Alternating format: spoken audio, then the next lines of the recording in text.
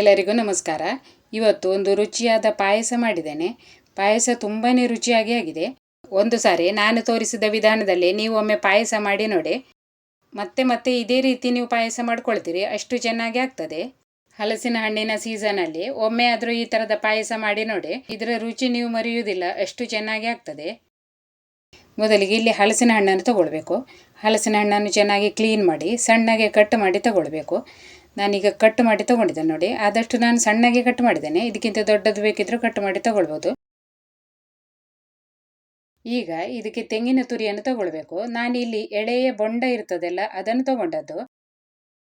ಈ ಥರದ ಎಳೆಯ ತೆಂಗಿನಕಾಯಿ ಸಿಗದಿದ್ದರೆ ನೀವು ಬೆಳೆದ ತೆಂಗಿನಕಾಯಿಯನ್ನೇ ತಗೊಳ್ಬೋದು. ಅದನ್ನು ಸ್ವಲ್ಪ ರುಬ್ಬಿ ಅದರ ಹಾಲು ತೆಗೆದುಕೊಳ್ಬೇಕು. ಈಗ ಈ ಥರದ್ದು ಎಳೆಯದು ಸಿಕ್ಕಿದ್ರೆ ನೀವು ಇದರದ್ದು ಹಾಲೆಲ್ಲ ತೆಗೆದುಕೊಳ್ಳುವ ಅಗತ್ಯ ಇಲ್ಲ, ನಯವಾಗಿ ರುಬ್ಬಲಿಕ್ಕೆ ಆಗ್ತದೆ ನೋಡಿ. ಈಗ ಸಣ್ಣಗೆ ಕಟ್ ಮಾಡಬೇಕು. ಕಟ್ ಮಾಡೋದ್ರಿಂದ ರುಬ್ಬಲಿಕ್ಕೆ ಚೆನ್ನಾಗಿ ಆಗ್ತದೆ, ನಯವಾಗಿ ರುಬ್ಬಲಿಕ್ಕೆ ಆಗ್ತದೆ ನೋಡಿ. ಅದಕ್ಕೆ ನಾನು ಸಣ್ಣಗೆ ಕಟ್ ಮಾಡಿ ತಗೊಂಡಿದ್ದೇನೆ. ಈಗ ಇದನ್ನು ರುಬ್ಬಿಕೊಳ್ಬೇಕು. ರುಬ್ಬುವಾಗ ಇದಕ್ಕೆ 2 ಚಮಚ ಅಕ್ಕಿಯನ್ನು ನಾನು ನೆನೆಸಿಟ್ಟಿದ್ದೇನೆ. ಅಕ್ಕಿ ಪಾಯಸ ದಪ್ಪ ಬರಲಿಕ್ಕೆ ಹಾಕೋದು ಅಷ್ಟೇ. ನೆನೆಸಿದ ಅಕ್ಕಿ ಹಾಕೋದು ಬೇಡದಿದ್ದರೆ ಅಕ್ಕಿ ಹಿಟ್ಟು ಹಾಕಲಿಕ್ಕೂ ಆಗ್ತದೆ. ಇಲ್ಲ ಇದ್ದರೆ ಬಾಂಬೆ ರವೆ ಇರ್ತದೆ ನೋಡಿ, ಅದನ್ನು ಹಾಕಿದರೂ ಆಗ್ತದೆ.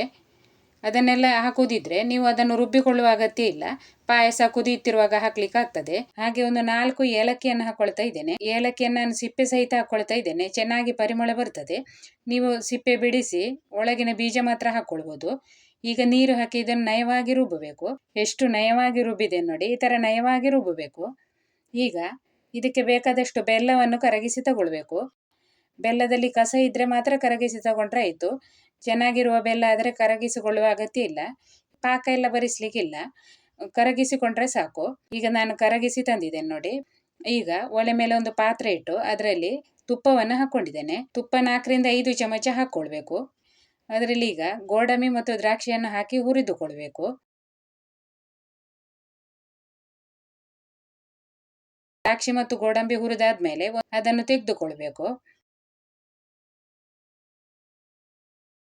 ಅದೇ ತುಪ್ಪದಲ್ಲಿ ಕಟ್ ಮಾಡಿದ ಹಲಸಿನ ಹಣ್ಣನ್ನು ಹಾಕ್ಕೊಳ್ಬೇಕು. ತುಪ್ಪ ಕಡಿಮೆ ಆದರೆ ಮತ್ತೆ ಒಂದು 2 ಚಮಚ ತುಪ್ಪ ಹಾಕ್ಕೊಳ್ಬೇಕು. ಈಗ ಇದನ್ನು ತುಪ್ಪದಲ್ಲೇ ಸ್ವಲ್ಪ ಹೊತ್ತು ಹುರಿದುಕೊಳ್ಬೇಕು. ಜಾಸ್ತಿ ಹೊತ್ತು ಹುರಿಬೇಕಾಗಿಲ್ಲ, ಸ್ವಲ್ಪ ಬಾಡಿಸಿದ್ರೆ ಸಾಕಾಗ್ತದೆ.